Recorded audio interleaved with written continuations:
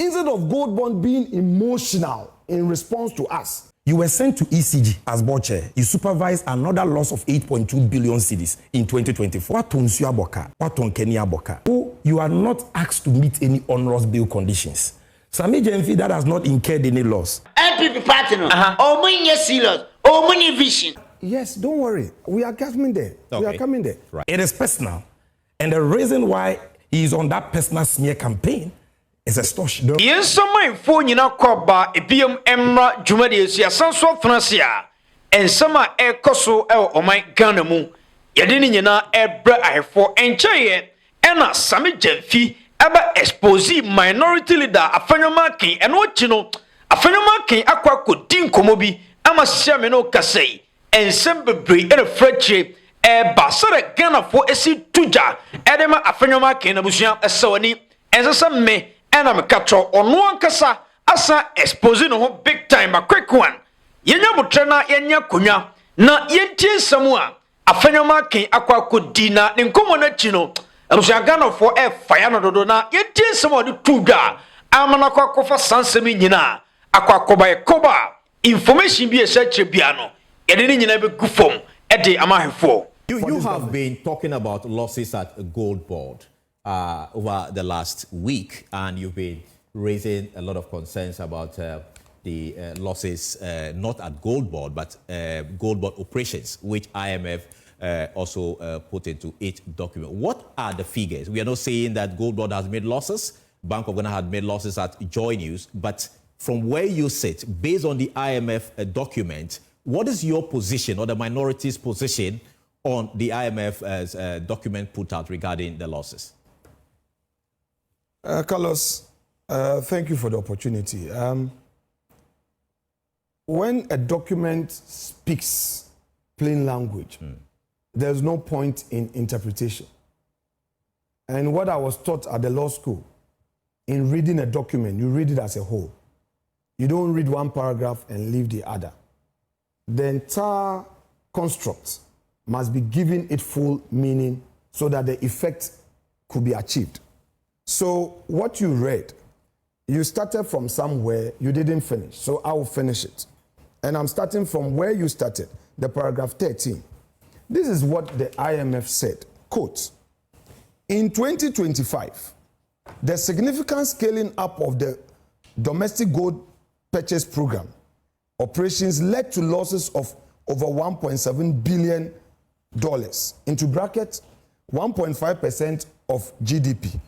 Almost entirely related to the gold for reserve Dory purchases. This amounted to a loss of 17% of value of the Dory gold sold by Bank of Ghana. Full stop. The next sentence. Losses accrued on gold trade are a combination of service and after fees paid to gold board, discount on gold sold to off-takers, and most importantly, exchange rate losses from the spread between the Forex Bureau rate paid to purchase gold and the CD reference rate used for Bank of Ghana accounting. See figure 7. It goes further.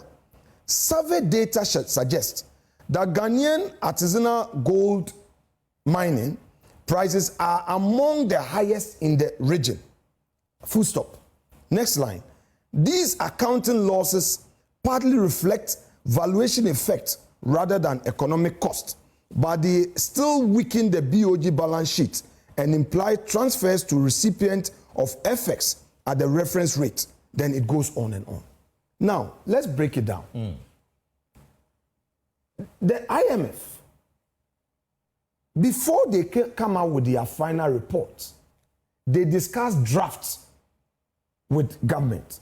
When the IMF comes in, they don't just, I need to give a background so that the mischief players would understand how IMF operates.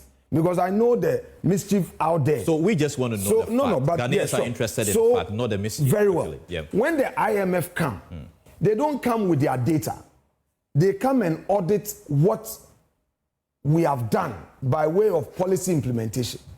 So upon scrutinizing the books, based on the very data that government gave them, they did their report, they discussed the draft, government agreed to the final draft, which resulted in the final report, which was published this very month in August.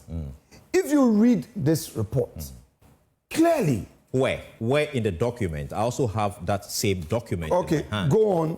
Read. I have read. Yes. So you start from where you started. The portion you read. In 2025, you started from 2025. I want to rely on where you just read. I want you to tell us where specifically let the me gold repeat. board has been blamed for the $1.7 billion. Let me repeat. Yep. Let me repeat it.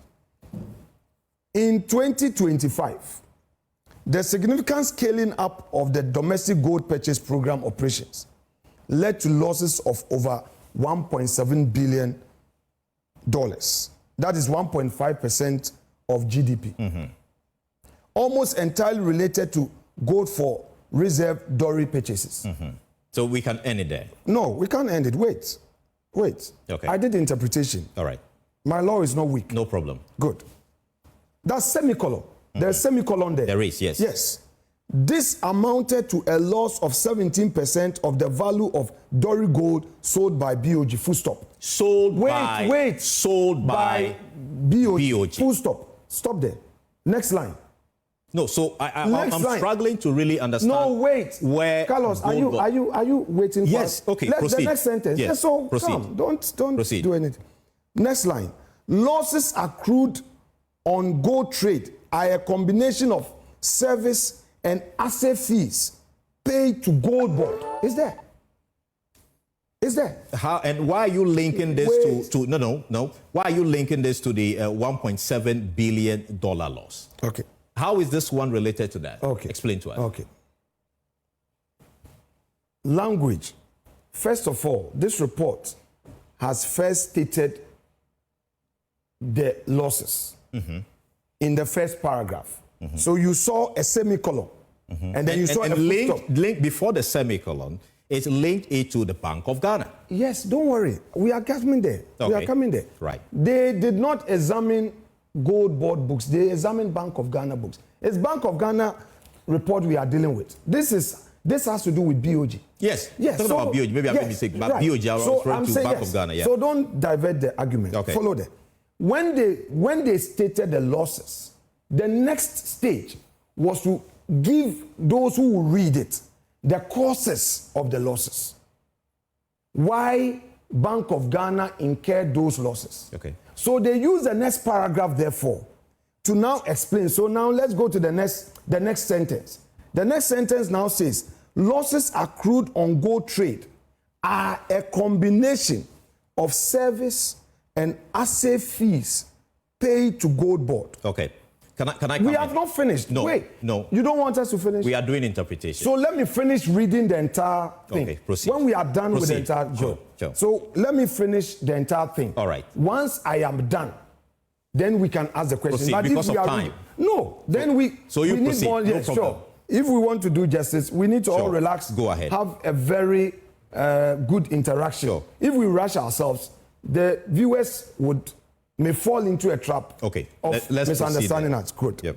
So now Bank of Ghana is explaining the cause of the $1.7 billion, equivalent of 22 billion. So the next sentence starts. Losses accrued on gold trade are a combination of service and asset fees paid to gold board, discount on gold sold to off-takers, and most importantly, exchange rate losses from the spread between the Forex Bureau rates paid to purchase gold and the CD reference rate used for BOG accounting. So there is a full stop there. So now we can deal with it. Now, if you have followed the argument of gold board, one of the arguments has been that they buy the gold, they sell to BOG, the rates that they use is accounting for the losses that we are talking about. But that is not the understanding I'm getting from the document. Wait, can I finish? Okay, right. Proceed. Please, cool down. 2, some services are being charged. Now, if you go further if you go further, the report also saying that the artisanal gold in Ghana is the highest in the region. Now, who in 2025, who was given the sole mandate to buy artisanal gold board? You read it by law. We gave them monopoly over artisanal gold. No other agency sells gold to BOG apart from Gold Board. They appoint aggregators who buy, they give them money to buy, sell to them, and they also sell to Bank of Ghana.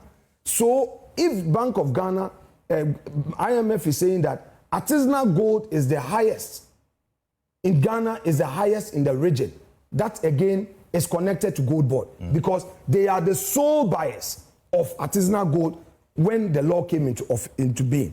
The third bit that we must not forget, don't forget that government has been arguing that indeed the activities of Gold Board has helped to stabilize our economy and that we should look at those losses as economic costs.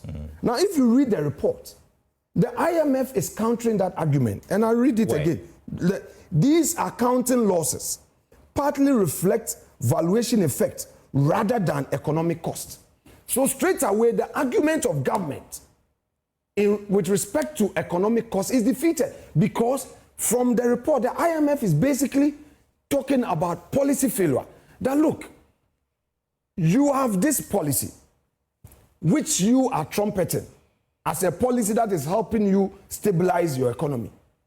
However, the design of the policy, the nature thereto, and all the losses that you are incurring is affecting your own economy, and they give you some pointers. One, that even the artisanal gold, which the dory that you are buying, the Gold Board is buying and selling it to you, Bank of Ghana, is the highest. So if something that you are buying, that is why we said, "Won't gold na won boka, won't gold na wo boka." Not just say we said that. Now the point is that if IMF is comparing gold, artisanal gold in the sub-region, and telling you that in Ghana, your artisanal gold is too expensive, it is the highest in the sub-region. You didn't dispute that.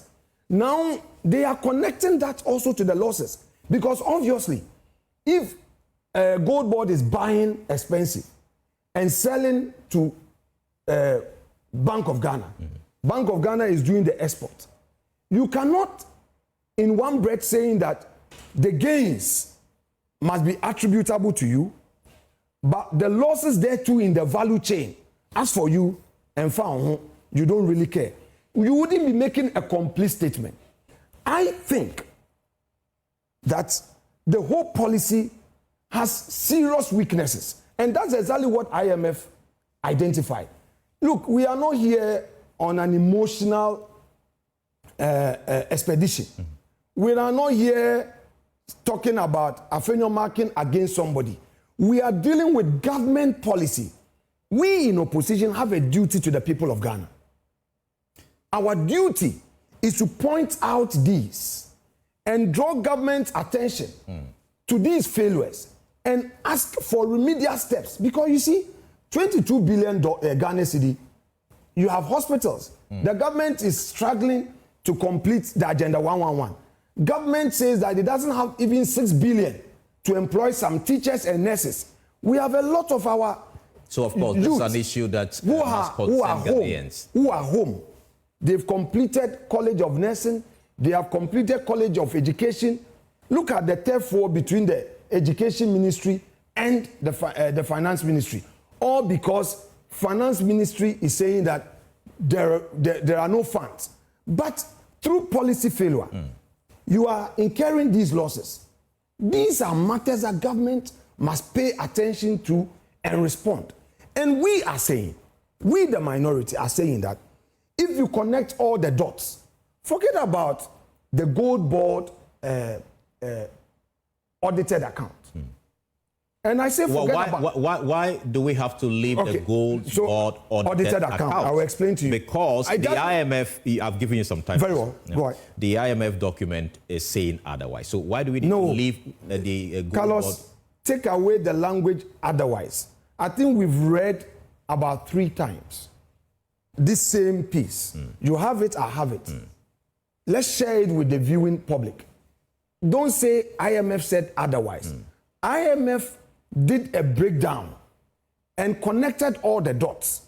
And from what IMF has said, the fair conclusion, therefore, is that the losses as registered in the BOG books are as a result of gold board operations and activities. Simplicity. Now, why do I say we should not pay too much attention to the gold board audited account financials? We shouldn't pay too much attention to it because it wouldn't give you the full picture. Now, but you said we should read this in the broader sense, exactly. In a broader sense, to understand. So why do we have to do that, leaving the gold board audited account? Because we also need to respect. You and I on the same page. Relax, Carlos. Take it easy. I am saying that don't read gold board audited account, isolate it and say in their books there are no recorded losses and say it's fair complete. Don't read the IMF reports alone and also say that in this report the losses are attributable to BOG and leave it there. These are 2 documents. Combine them. That is the basic rule of interpretation. At least my law professor taught me that. So I am saying that reading all the documents, gold board receiving some 4.5 billion 2 days to the end of the year, gold board being financed by BOG in the first 9 months of its operations until the IMF raised the red flags. And the IMF giving us a breakdown that the losses that they have spotted in Bank of Ghana books are as a result of the forex losses, the asset fees, the services fees that they pay to gold board. They again also go further to say that the price we pay for artisanal gold in Ghana within the period and the review is the highest in the establishment. Which you have already stated. Which you've already very stated. well. Which also goes directly to gold board because in the law we gave gold board 2 mandates. Mandate number 1, regulatory. Mandate number 2, monopoly in terms of control, purchasing. So no artisanal gold can be sold anywhere in Ghana. It becomes even a criminal offense if you don't sell to gold board. So once the IMF is raising a red flag and saying that, look, even the Dory gold that you buy is expensive. Once they raise the issue of the costs, you know the Dory gold? It is the gold in that raw state. Sure. You have not refined it, you've not done any assaying and all that. Now, if you buy that gold at the world market price, and Bank of Ghana does the refinery, or the gold is processed, and it's still sold at the world market price, okay? You realize that ab initio, you are going to incur losses. Because the cost, the price at which you are buying is expensive. When you finish, there are some processing, there are some charges, forex losses. All we are saying is that instead of gold bond being emotional in response to us, they should pay attention to the content of the report and all the issues we're raising. And government must now sit down and do a proper review, which review would lead them to a conclusion that there are some gaps in the policy implementation and they have to fix it. As we speak, the 22 billion is a financial loss to the state. Okay, Commander. Yeah, director. Yemfa Afenyo Markin something here. Okay. Because Afenyo Markin akasa bebre. Yeah. Material semno. Yeah. But sorry to say, I say me hu ababi e won komona odi anim. Okay. Ana me nim sa won sa de no a. Director who said de na oyi. Okwa no obesinachi. I say ono e contradict no ho. Ye busa question, go straight to the point. Na answer. And him for na gold board I make losses. Him for no maboka.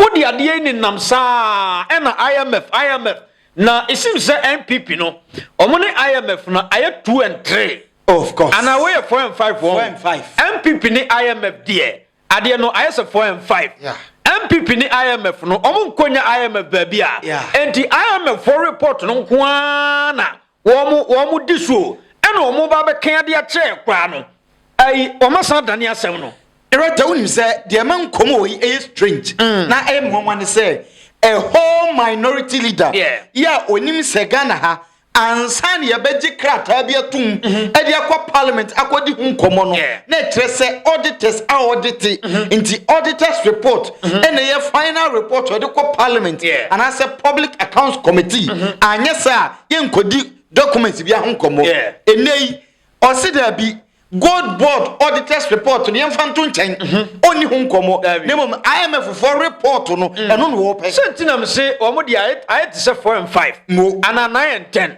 11 and 7 ba ko nkonya ba ko nti omo ye adwuma bom erata the MPP ni Afenyo Markin yi etwema adwe sade ba ko peso de omo peso omo ye nyina ne say omo distract aban no because they feel say the nei aban ni ye adwuma Ghana ba bia da ne construction site masa kumasi to Accra expressway masa John Mahama ka so ba be yi kwanam ka sa agro na John Mahama ne na aban die but ene wo mu ye yi kwan omo yi kwan na wie omo ye wie and aside that ko Kumasi ring road kwan na ye twa Kumasi kro no ho hia eguso at the same time Kumasi Swami interchange eguso a lot of projects na koso enti omo hu ni say ba bia ye gina nei gold board kan hu bi ni abedru ho o endia pa and say gold board any Sammy Gyamfi top for ma and in 2028 NPP betimanya bibi e dia kasa kakra baranya sa die na omo koka pa direct baby e nwani Afenyo Markin say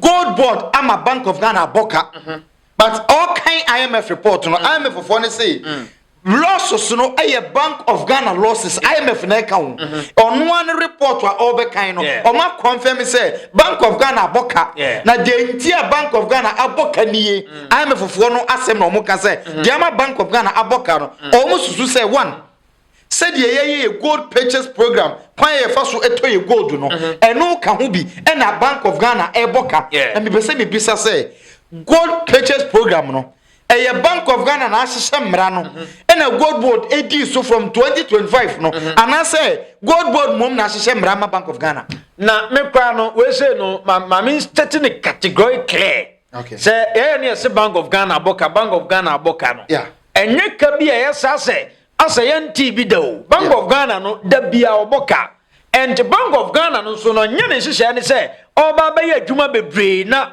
wanya mfaso dem twa what ase ai dollar ya say ai Bank of Ghana edisika wuram ama dollar no agina brand no ni nyina Bank of Ghana dwumadie na bia no Bank of Ghana no dwuma ne say obeboa ma economy na yeye and the Bank of Ghana no economy na yeye na yeye economy na yeye Bank of Ghana na dwuma ne say why successful enti no say we say no otam sika no de ko pompe dollar ne ba be gum na dollar ne gina brane na businessmen omutimi digwa no omudini ye no ma economy ne yeye a ehwo no sika na Bank of Ghana fa de be ye say adwuma no ye be ka no say Bank of Ghana boka but what the abese economy ni ma economy na yeye the rest winim the MP before ntiase e de oken enti omo nim say omo kasa Bank of Ghana boka sa analysis we are na be ye of course eno tu no mo de akwakofa gold board mo de gold board but who dey say gold board wa enye ye Bank of Ghana say ti say de oken e ye masede say economy ni ye enti ma me pompiska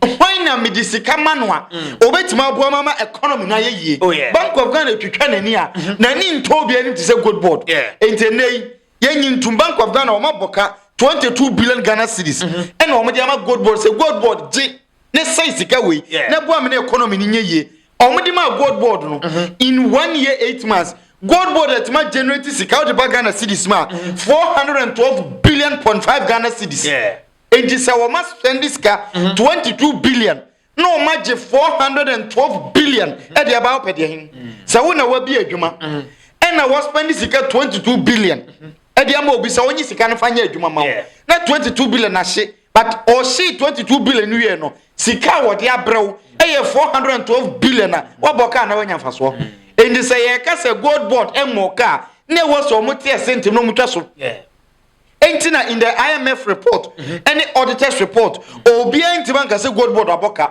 say what kind auditors report na auditors nimpo jetum say gold board omotiti Bank of Ghana sika ni bibia frima gold board mo masa nya mfaso yeah gold board nya mfaso over 900 million ama say sika no gold board cross say sika ni bi e de ma anti-galamsey tax force of no say omomfa nto cars ene niema omode be kuatia illegal mining na gold board nya mfaso a ko ka se misika na de mi nya ye no mi yi bi e de abo aban ni say aban ni no mfa kuatia illegal mining onya sika no we but a simple analysis idea a very simple and yes some people want to ask you almost the whole situation as omunim de wompa aroma sem nyina ne say omum pene da emma ye mo aban na baso omum pene ma oman ni yeye no oman ni yeye no man da power oh enei we are talking about party omu ba aban Afenyo Markin say di ne hunkomo yi say ni wura fia okoye adwuma Ghana water na do ba ban the first time no na Afenyo Markin ye pani Ghana water Ghana water boka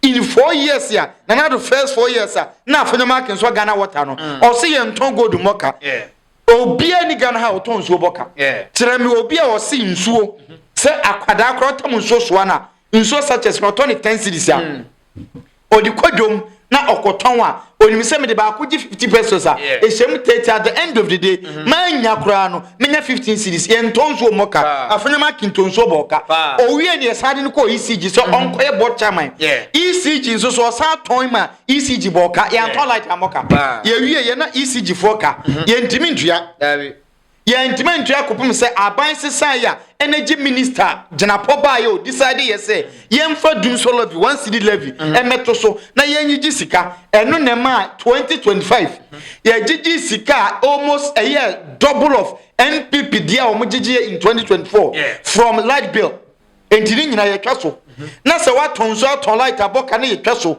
na obi age 22 billion from Bank of Ghana edia koye adwuma enya 412 billion edia ma oman no enei MPP fra ban mu se wo beka ya na ye sika ye generate e wo man the whole year no ye di mu about 40% to 45% etua debt e ka ye de but enei with the help of gold board unim se gold board e ba ye say sika dodo a ye di e ko ye ka no right so ate about less than 30% ni nyina ye say oma boa ma ye generate a lot of money sika ne kosoro enti de ye di kwotua ka no un say ye ba atofo se aba so say o tua ka sika ne free ebata e kana o tua no gold board ama ye enough money Ghana yen exportation akosoro in 2025 eniema ye de kwa mono ne akoton se o kan nyina boma gold ne nko aye 63% of eniema ye de kwa broche koton ye nyina ebata e ye hwan mode mo good board these are issues as Afenyo Markin betransia e wo se odi hunkomo but oni we hunkomo ya bebu funu se ya busa question chechemu ye afenu awridi na IMF in the den na we read from book read from book no ye ya chechemu a wan sentimi an chechemu ye e ho na me ya no o read ni nyina be si ye no ene yesi on kyerɛkyerɛ mu nkyerɛ ye Dr. Afenyo Markin an kyerɛkyerɛ mu e ho no sa ko start different arguments say gold board ni aban ne nsɛm a omoka Dr. na ye mpe gold board ni aban ne nsɛm na tie o ye pe wo wasɛm na tie ye nim sɛ owo ade a eye evidence a edi adanse say Bank of Ghana aboka anase gold board aboka un say already na Sammy Gyamfi din ka de ne say ultimate one statement one sentence and answer one pager ka say Bank of Ghana kana wabo no e gold board e na aboka ono be jetum say ampa gold board aboka there is no statement into ono so kan no na me say na ni abiri nyina no owo baabi a oba beka say o ampa ahade gold board aboka but wanya baabi asa erata wuni amifa we so Afenyo Markin say gold board e kana Bank of Ghana abono se wutie report IMF die nima e hyemu se service fees any sika na omode ko Bank of Ghana de ko gold board se omfanya adwuma no e ho na ka ne free e na exchange rate no aye sese na mebisa se exchange rate no e ho na determine e gold board na determine exchange rate in the so because exchange rate no a factor yeah IMF apostle say ampa e ka ho bi e na Bank of Ghana aboka e gold ne ton mu na me pese me bisa say e Sammy Gyamfi e na ye exchange rate ho adwuma na the answer is no fair no to inten almost say prices no in yen region you will sub-Saharan region West Africa na Ghana gold prices no ye turn abodi che ubia inte ka ho bi ena ma Bank of Ghana sika no ehye what be person be bisa say Afenyo Markin na nim bi say Bank of Ghana ena hye mrama gold board say gold no mon tono at exchange rate no ebo said $1 ACT no according to say $1 to 1 cedi no said ye etie ewo bank exchange hono no sa pepe na muntua emfanto gold no enti when they determine prices Bank of Ghana no odini sika ba no ono na osan kire gold board say gold no tony say and Afenyo gold board with omnio bill call parliament parliament apasi ama wo mo no Afenyo gold board eye hihye ya say gold board na egi sika free finance ministry ho enti one thing no ma me nye no wa say de tie say gold board no wo mo madwuma no Bank of Ghana na mo sika no mo de ato enti won the Bank of Ghana na ma gold board is see we say 250 cedis we say 100 cedis enti gold board na dwuma wa ya aboa ne say gold board na bae no wo de hihye agu akwam obi entimi nsumago gold enko enti nanu bi tama na MPP wa ban mu no gold no ne gold be 100 and ye smuggle de kwa sa gold no nye ntwe smuggle biem enne oman na ba benya so mfa so amachese no ebo man no eno no difference a gold board am make ya say very simple attending niema but that time na MPP time no na gold no wo mo so ena enei o se Sammy Gyamfi aton gold aboka ye nyina se gold ye koton a enye Sammy Gyamfi na eton ye to gold ni nyina wi a ye dani gold ma Bank of Ghana enti ada na won ka say Bank of Ghana koton gold aboka se Sammy Gyamfi mfa gold mu play mu nkwabrotire koton da ye Bank of Ghana na eton oton so a sika ni nko gold board account sum sika no ko Bank of Ghana account sum the but enti ada na won ka say Bank of Ghana ton gold aboka meba what you know? Yeah, maybe. Yentie Sammy Gyamfi video imra. Okay. Yakoba abasa to so fire na. Was he really serious about it? Did he sound like he was being a little jovial? But what did I do? Me too. I just compared him to Kojo Ponkroma, Abna Sare. Kojo Ponkroma, Abna Sare, and me, Anta. All of whom are his colleagues in parliament, MPP people, who have criticized us. And I said, when you listen to those criticisms, you see maybe lack of information, but they don't make it personal. But when you listen to him, you hear malice for Sammy Gyamfi. Either than that, who can read these IMF reports and even suggest that Sammy Gyamfi will have to meet onerous bail conditions to the tune of 22 billion? Because this issue is not about Sammy Gyamfi. So you see the smear campaign there. You get my point? Then he says, Obi Antongo de Moka. In this world, the most cheapest thing to trade is water. You went and supervised 4 consecutive years of losses at Ghana Water Limited when you were board chairman from 2017 to 2024. A cumulative loss of 3.3 billion. You were sent to ECG as board chair. You supervised another loss of 8.2 billion cedis in 2024. What Tonsu Aboka? What Tonkeni Aboka? You are not asked to meet any onerous bail conditions. Sammy Gyamfi that has not incurred any loss. It is me who will meet onerous bail conditions. So that's the point. So if the audit, exonerates you from the claims he makes, but why should you reply in such measure? No, but that is why I'm saying that just like he can criticize me, he's also not beyond reproach. You get my point? So Sammy Gyamfi should be criticized. Afenyo Markin should not be criticized. This is not an insult. I am showing you that this is your record. Cumulative loss of 3.3 billion at Ghana Water, 8.2 billion ECG. You are not facing any criminal action and onerous bail terms. Why should you project that on me when I have not made a loss? You see, my brother, there are many underlying issues between I and Afenyo Markin that you don't know and those watching don't know. I have appeared on News Farm many times. Perhaps in this country, I have held more press conferences on political issues than anybody. Have you ever heard me use the word extortion against any of my critics? Have you ever heard me? Why will I use this word now? And why have you not heard Afenyo say anything about that? Or challenge me? Or threaten to sue? So the MPP people talking, there are things you don't know. I will not just, I'm a consummate Democrat. I eat and drink debates. I'm not worried. You call the minority leader an extortionist. I'm not worried if you criticize me. To... Yes. And that is why he cannot comment on that or even challenge me. He cannot. Because he knows that what I said is true. So there are many things that you may not have the benefit of. But let me talk about my good brother. Afenyo Markin is a self-made man. No problem. He's got the chain of businesses. Maybe tell him that. Why does he need to come and extort money from Gold Board? Tell him that you want to be his lawyer so that he sues Sammy Gyamfi to substantiate that claim. Tell him. Or tell him that you give him an interview here and Sammy Gyamfi will come and that you should dare Sammy Gyamfi.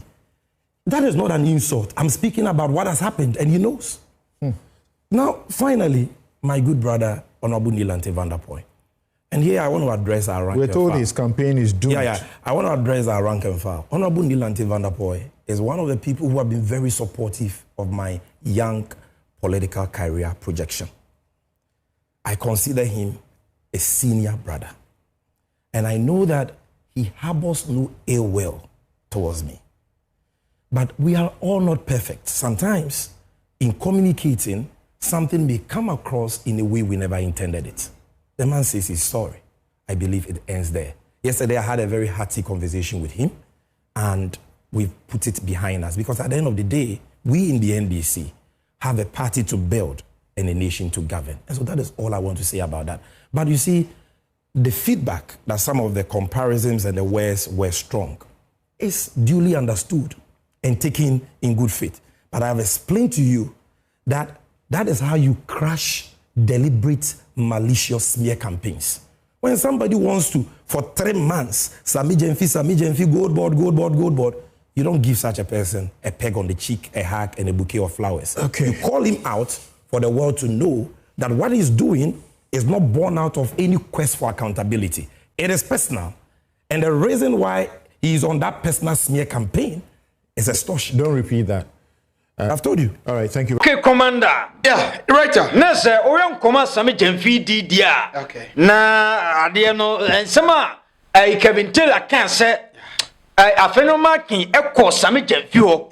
Senko okwa bribe, okwa jisika. Ena Sammy Gyamfi zu ka say dabi. Me ntimi fasika bia ma because o man no do wo me mu. Eno achino mba bontin be keka we nese ade na ya yampa o. Oh, the right time here from day one. Me just had it. Sir, Afenyo Markin kasami usa manfo trotro ase say Afenyo Markin extortionist. The extortionist. Of course. No cross so. Erata say Sammy Gyamfi ene kanya me na meka. Yeah. Sammy Gyamfi say Afenyo Markin pa onsiu no. Yeah. And a bastard brother, a chema you call Yama Bebriso. This ancrophone, you know, or be a lawyer. Oh, yeah. Omunye layman to Sammy Mitea, Obia Mumrano, Obia right. Obia right, yeah. And Omunyan him say, a nay, Afenyo Markin, a political figure, a very important for MPP. Yeah. Sammy Gyamfi a pillar for NDC. Oyini Frima, a ye. And at this moment, the writer Omunya Obia in the oye, but as a Otian Commonia, a chema you call baby, Sammy Gyamfi say. Bibi wo ho between Oni Afenyo Markin sir. Even NPP for this for na bonten for no. You have no idea. Munim de ehye ho. Say bia munim de ehye ho a anka nsem bebre ho aka mun kan bi. And a kai me Kevin Taylor dey okay say $1 million nsem bia koso so chale ebetimi a Gold Board nsem ya ye dey tare wo no. O pa ma me $1 million na ye ntwasonye sa ho be kire. And Sammy Gyamfi feels like menya adwuma moka me wie sika me mo kro no he fa na me nkotam $1 million and famre say the $1 million over 100 billion old Ghana cedis me ntam say sika ne famre o na say eno no ayi o di say Sammy Gyamfi so say Sammy Gyamfi ti ase a no mo de ababon ti say Sammy Gyamfi be say what you I'd rather say if it sum and Sammy Gyamfi being so smart onim de oye and aside that we can even say where you are considered say onye corrupt and onim ne left and right but baby Afenyo Markin mo de ye kono right me person sem ni bi ho a enye nsiye nti ya betwe adwan koso bebre but say ye in tie dia right no kure ni nyame nim nie NPP as a political party yengu no say a whole minority leader NPP akọ positioner omo try say on baba power na enei this issue enam ewiem kakran no say ye no krampa ma bokro no wa ban mu ama finance minister adwane ontimi mafie ya tinkram ye gura mu chesi ni papa ni dwane omma na mo amaka mo se mo be party ni ye no mo nso mo to opposition esa pesa mo bokro no wa aban mu erata na nkrofo be na mo ye woti aban ma wie sika ye yi wadi mo akotena fie still pesa wie sika wa adwuma mu ho na why company eno obefu wa adwuma obobokro no obayi wadi na wakotena fie na se wadane amroba se o se ba beba wiade wa adwuma mu ho na nya bone babu akum enti at this moment Dr. Afenyo Markin Wache ECG cables are here. And a whole lot of allegations are de to no so. But me say by now. And be investigators every and ye didn't go to court and ye didn't sema Kenya bonnet because a chadodo and no nama when ya he feels too big and the old dim come over breba odi. The right away dear. Yen judge ye de ani na hwe me nka say Sammy Gyamfi 100% right that be and na me nka say de Sammy Gyamfi kan nyina no eno nko na ye no kreda bi because oni Afenyo Markin de asi wo mo ntem Sammy Gyamfi say ye nyina ye nim no ye no kre ye nim de wo twantro but with gold board aboka Sammy Gyamfi aton gold aboka de we can say enye no kre Sammy Gyamfi moka a personal issue anti ma me fa san community ani abigitina share na ya money taw a big J say no Afenyo Markin and one ka dwam you but then so bibia bokọ de na ma nyame adu me ho de papa ense enen some no doson but then I Afenyo Markin na ne one ka dwam yi after say orin sembe tu dwa efa gold board any Sammy Gyamfi no en some akose saba no abegi nye izo na Sammy Gyamfi so aba be expose Afenyo Markin na Afenyo Markin come awadi quick one in nwam na mama me ncha hwefo mpedefo bu be se de timu a na ototo yampia Afenyo Markin sam na waka no ba bi anim are kire se MPP party no ni kwase Ghana for ti so mo so are wo se gold board aboka ana wo de wa ya se kandie kwan ya ofa so boka wonti menka dabi wototo yampia no kasa no ti na sare mentiare maswati ati MPP na nkasa no basam no awo se Ghana for ya pamomo omunye serious na nya Afenyo Markin sinama ya se Afenyo Markin ko Sammy Gyamfi ho se o mani sika no o jai ande mesrew sinama ya nema kwase ka be se na kula time ameti ya se allege wako ho ya se allege na hu ye akwa na wie sika o se allege penim na kwa kula na se o se allege allege be no so we se allege ne de and yen kan ye sila MPP partner omunye serious omunye vision what you say omunye serious MPP partner omunye serious omunye vision and omunye ni pima party awasa sisia yeso awasa ka ye guni di dada ya pamo mu free o man afiso omun so ni mfaso o man ni mu bio hwe Afenyo Markin also ye lawyer ni what na say ka ye ka se lawyer ni ka sa yes we dey badimba na kasa o ese Afenyo Markin ye hu sade no ho adwene o di lawyer ye hu bi kasa wa kasa so nimba bia obi busa se chreman asa wo di fa baabi na me busa Afenyo Markin se Sammy Gyamfi NDC for appointing a gold board no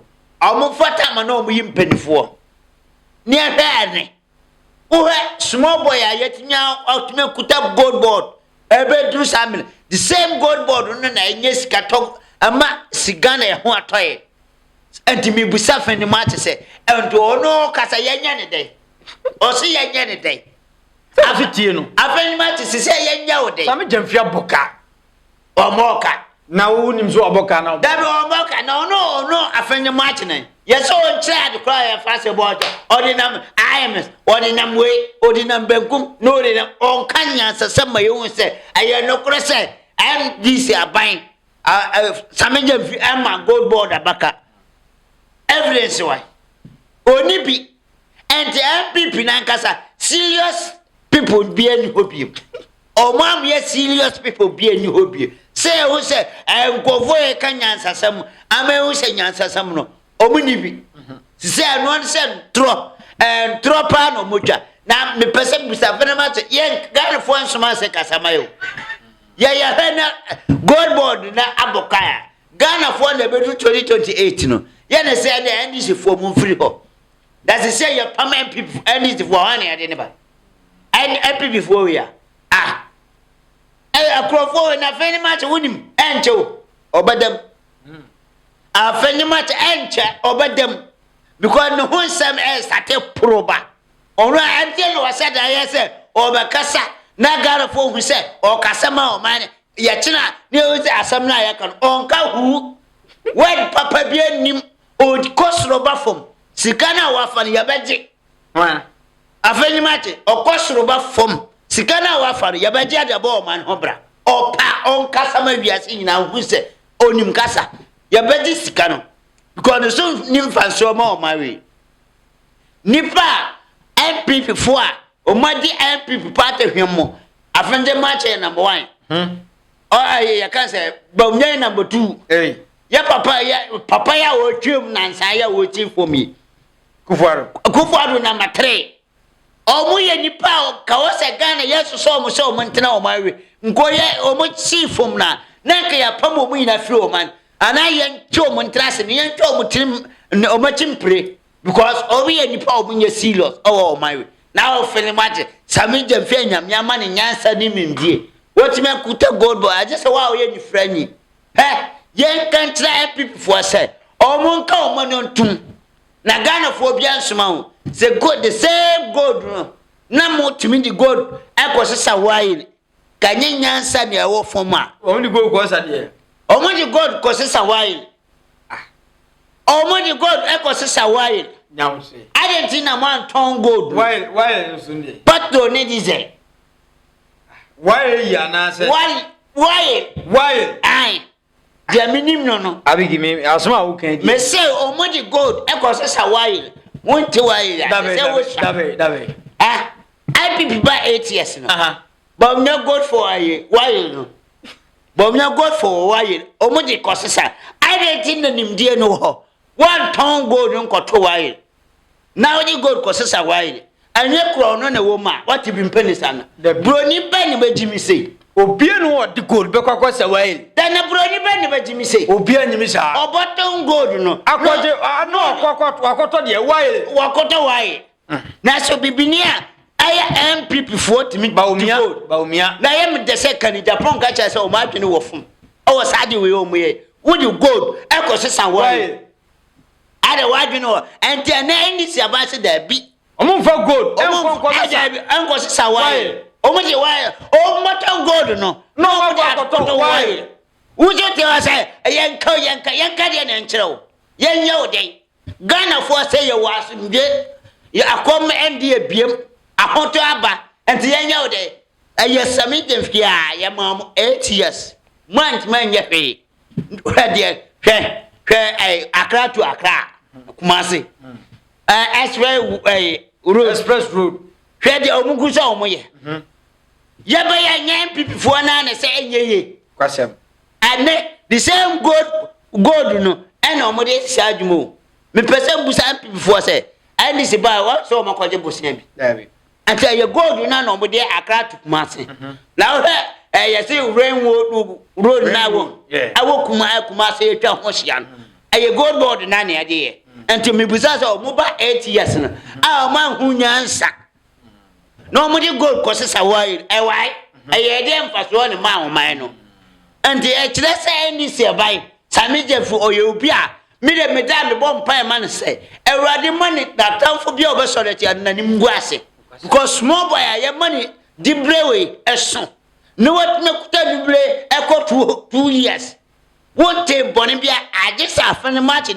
be me say be efo bia mpese obi be kosoro obi a oye be efo bia no ani nua kosoro na o say obesole tia no Nyankopon enfante no because me bom pese de obesole tia Sammy Gyamfi bia no ewrade mfa asoro nkrankan na asoro maba enko ni pakroso because Afenyo Markin kwa wo su ni mfa so wo Ghana ama Ghana ti Sammy Gyamfi always so ama o man konkoro Ghana because God for agwaye man timi amfanya he God for ay yantimi amfa gold and taboda ye tonu ha ama ye nyamfa so first na kobrane e the gold e taboda o si okoton onya $1 million enye sika ketwa onya $10 million no kwa de ahye de botum eso ne any si aban say there be gold no o so aban ne je na aban nya faso e de ye oman ni puntu ene hwe oman ni sede ekọ ye wo de ye nye omo de enti MP for nka oman ntum